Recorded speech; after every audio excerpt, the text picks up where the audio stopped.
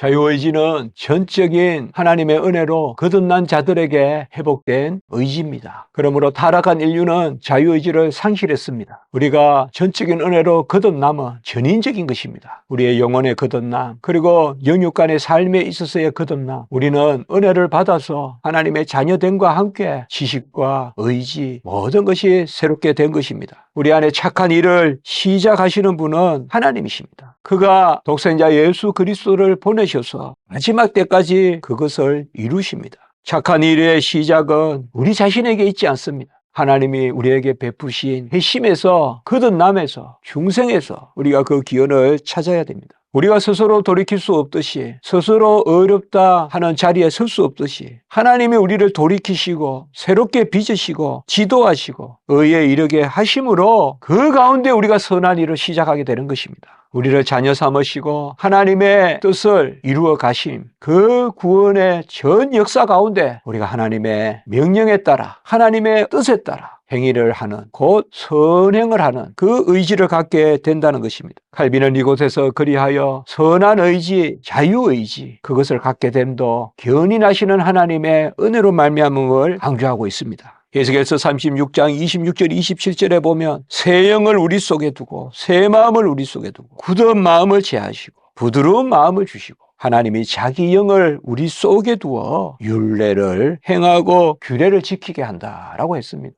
영을 우리 속에 두어 새롭게 하심으로, 새 마음을 주심으로, 오성과 이성이 다 거듭남으로 우리가 하나님의 율법과 하나님의 계명을, 그 법도를 지켜 행하게 된다는 그런 귀한 말씀인 것입니다. 돌이 얼마나 단단합니까? 깨어지죠. 그러나 그 돌을 부드럽게 신축성을 갖게 하는 것이 바로 하나님의 절대적인 은혜라는 것입니다. 우리에게 고유한 것, 그런 것은 다 타락한 것입니다. 이제 하나님으로부터 전적으로 나온 것이야만이 우리를 새롭게 하고 부드럽게 합니다. 나의 의지는 내가 지어내는 것이 아닙니다. 하나님이 창조하셔서 우리에게 주신 것입니다. 그래서 구원을 우리가 재창조라고 부를진데, 우리에게 새롭게 된 마음, 그 마음 가운데서의 의지, 곧 회복된 자유의지는 하나님이 우리 안에 만들어서 주시는 것입니다. 칼빈은 그리하여 의지 안에 있는 선한 것은 무엇이든지 오직 은혜의 작품이다 라고 이렇게 아주 적절한 말을 하는 것입니다.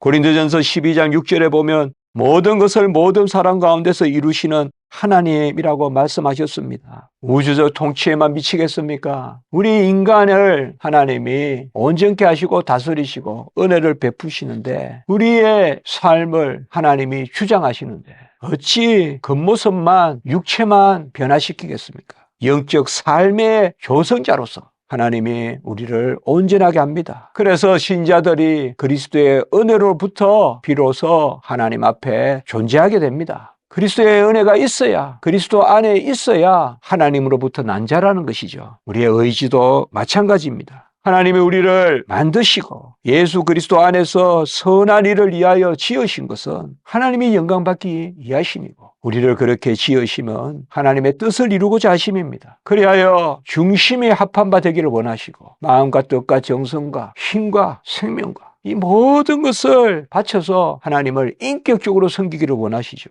구원이 값없이 우리에게 주어질 때 그것은 바로 우리의 영혼, 그 영혼의 두 기능, 오성과 이성도 전적인 은혜로 하나님이 거듭나게 하셔서 하나님이 쓸만한 것으로 삼으신다라고 하는 것입니다. 그리하여 모든 선의 시작은 그리스도 안에서 얻는 2차적 창조로부터 비롯된다. 칼빈이 말하는 2차적 창조는 거듭남입니다. 하나님의 자녀로서 나는 것이죠. 우리는 그의 것입니다. 하나님의 것입니다. 우리는 그의 백성이요 그의 기르시는 양입니다. 우리가 그의 것일진데 우리의 속을 어찌 우리의 것이라고 주장하겠습니까? 우리 전부가, 우리 전체가, 우리 전인이 하나님께 속한 것이요 하나님의 것이요 그리스도의 것입니다. 아우구스티누스는 은혜는 모든 선행을 앞서는 바, 의지는 지도하듯이 은혜를 이끌지 못하고 수종자로서 그 뒤를 따를 뿐이다 라고 이야기했습니다. 의지가 앞서서 은혜가 뒤따르는 것이 아니라 의지는 은혜의 수종자라는 것입니다. 따라가는 것이라는 것입니다. 우리가 자유를 말합니까? 자유는 하나님께 이끌려가는 것이지 하나님을 멀리 하는 것이 아니지 않습니까? 그것은 방종이요, 그것이야말로 굴레요, 그것이야말로 노예인 것이죠. 그 가운데 의지는 죄의 종의 의지, 노예의 의지죠. 그러나 하나님을 따르고 하나님을 쫓고 우리는 하나님의 은혜의 수종자로서 우리 마음에 의지를 가질 때 그것이 자유의지란 것입니다. 악한 의지를 교정하거나 악한 의지를 지워버리십니다. 하나님의 은혜로. 먼저 옛것을 지워버리십니다. 그리고 선한 의지로 대체해 주십니다. 우리는 이것을 거듭난 의지라고 부를 수 있겠죠. 그 거듭난 의지가 자유의지의 회복, 곧 회복된 의지인 것입니다.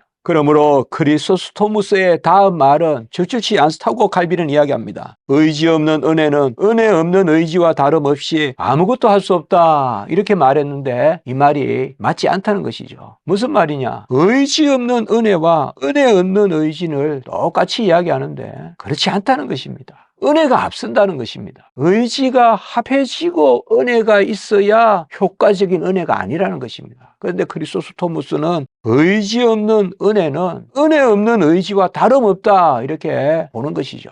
이 말은 우리 의지가 합력해야 은혜가 있다는 것인데 이 말은 맞지 않습니다. 여러분, 우리가 뜻을 세우고 하나님이 돕는 것 아닙니다. 우리가 의지를 더하고 선행이 합하여져서 역사하는 게 아닙니다. 선행은 은혜로만 되는 것입니다. 하나님이 우리에게 선행을 요구하실 때는 의지조차 새롭게 하시는 것입니다. 은혜가 의지에 앞서고 선행이 뒤따르는 것이지 어떤 우리의 의지가 선행과 합력해서 그래서 뜻이 합한 행위 그렇게 되는 것이 아니라는 것입니다. 아까 보았듯이 아우구스티누스는 의지를 은혜의 수전자다. 곧 의지의 조성자가 누굽니까? 하나님이십니다. 그 의지에 따른 행위, 자유자의 의지에 따른 행위, 그것이 우리가 선행이라고 하는 것이거든요. 그렇게 본다면 의지의 조성자 하나님, 그분이 선행의 조성자죠. 하나님이 율법의 문자가 아니라 성령의 은혜를 통하여 우리에게 가르치시고 무엇이든지 우리가 배우게 되면 그 배운 대로 행하게 되는 그 의지를 갖게 되는 것이 다 은혜라는 것입니다. 성령의 역사로 율법은 그저 문자로 남아있지 아니하고 언약의 부분 하나님의 말씀은 다 약속 있는 말씀으로 우리에게 역사하는데 그 은혜가 우리의 의지조차 새롭게 해서 그 말씀대로 살고자 하는 선행으로 나아가게 한다는 것입니다. 하나님께만 선의 기원이 있습니다. 선을 행한 의지는 오직 택함받은 사람들에게만 주어지는 것이죠.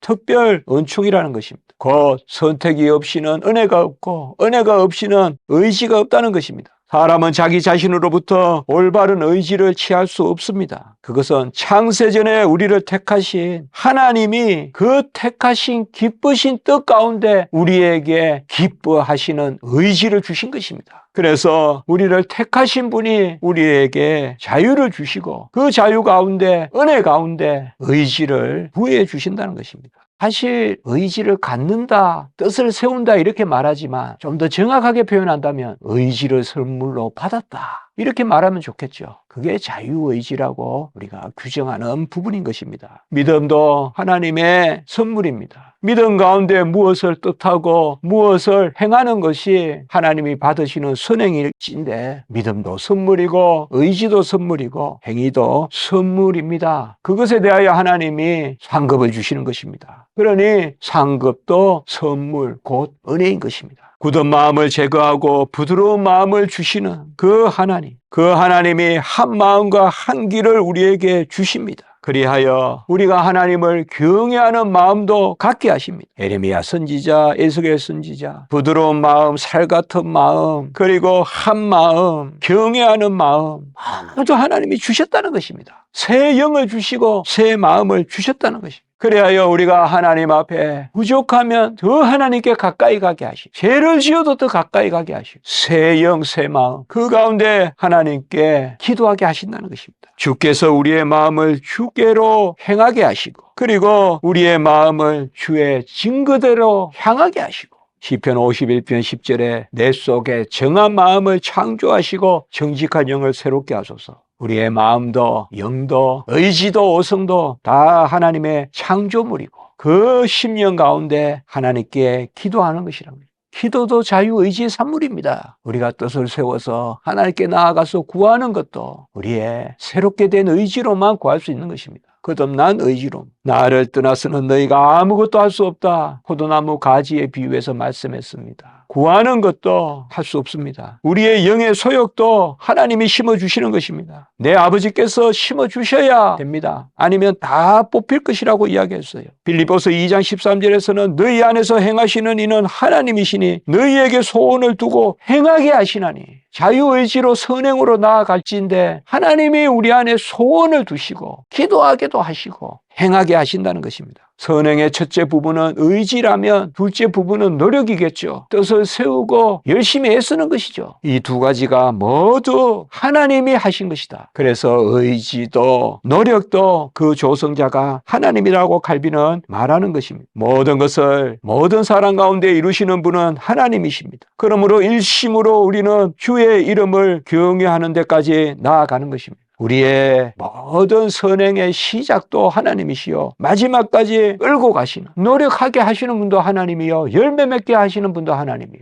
그래서 견인의 은혜가 우리의 선행 가운데 있다는 것입니다. 하나님이 시작만 하시고 우리가 완성하는 것이 아닙니다. 하나님은 시작하시고 능력 주시고 효과적으로 작용하게 하시는 분입니다. 이끄시는 것만 하나님이 하시는 것이 아닙니다. 원함도 하나님이 주십니다. 우리가 원하면 하나님이 이끄는 정도가 아니라 원함도 하나님이 주시고 이끄심도 하나님이 하시는 것입니다. 자기의 영으로 우리의 마음을 새롭게 하시고 돌이키게 하시고 다스리시고 새로운 영을 주십니다. 우리가 스스로 행하는 것에 상급만 주시는 분이 아닙니다. 이거는 중세신학자 윌리엄 오캄의 한 이야기입니다. 하나님은 그런 분이 아니십니다. 우리가 한대로 자질대로 공로대로 하나님은 그저 계산만 해주시는 분이 아니라 우리의 심령에 은혜의 숨을 불어넣어 주십니다. 그래 하나님을 찬송하게 합니다. 하나님이 우리를 이끄십니다. 하나님이 우리의 처음과 끝이 되십니다. 견인이 되십니다. 그러므로 어떤 중간 상태도 없습니다. 하나님이 시작과 끝입니다. 이제 이 부분을 정리해 보겠습니다. 첫째, 하나님이 그리스도 안에서 새 영과 새 마음을 주시고 끝까지 우리를 견인하시는 영적 삶의 조성자십니다. 그러므로 우리의 의지 안에 선한 것은 오직 은혜로 부여되는 것입니다. 둘째로, 선행의 조성자는 하나님이시고 선행의 의지는 은혜에 뒤따르는 그리하여 은혜를 수종하는 것입니다. 우리의 의지는 은혜의 수종자입니다. 셋째, 올바른 의지는 창세전에 우리를 택하신 하나님의 기쁘신 뜻으로 말미암으며 우리 자신으로부터 나오지 않습니다. 넷째, 하나님은 믿음을 선물로 주시고 선행을 향한 의지를 갖게 하시고 그 일을 이루도록 노력하게 하시는데 믿음도 의지도 노력도 모두 하나님이 주시는 선물이라는 것입니다.